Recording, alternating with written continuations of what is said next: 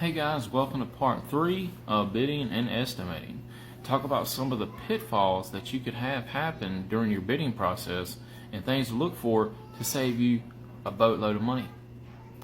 So one of the things that you had to look for is in your set of plans, if you don't have a mechanical set of drawings in the plans that you receive, did you allocate some time to design them?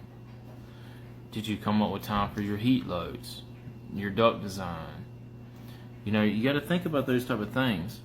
It's something to really consider, because if you don't factor that time in, let's say you got 6 or 7 quotes to do that you need for different houses. Well, if bidding that job out, getting all the material list, doing the actual quote itself, looking over the duct design is going to take you a couple of hours, you're going to look at 2 or 3 solid days, 10-hour days to just do that. So it's something to really consider. I just went over a project. It was a 2,800 square foot house. It had foam insulation, and it had 2 units. Those 2 units and the duct design took me over 2.5 hours. And that's just sitting down at a table, spending the time, working it all out. How many of this item do I need? How many of that item? And it's a considerable amount of your time as an estimator or an owner or a manager to figure that cost up. I know a lot of people work on commission. People at my company, we don't do commission. I feel like commission work is it incentivizes more selling and kind of unethical behavior. But when you're sitting here doing this type, like, you got a huge list of items, right?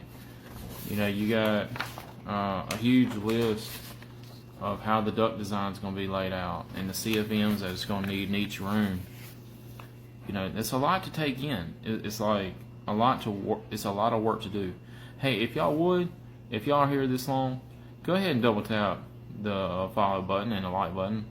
I appreciate all the people that follow me, and I'm trying to be very informative and give some content out there that most people don't cover, so that way we can educate the masses here on what goes into the bidding process. You have to account for that time doing a duct design, doing the CFMs, doing a heat load, doing the material takeoff, and getting that material to a job, because a lot of times, that supply house don't have them all. Follow for part 4.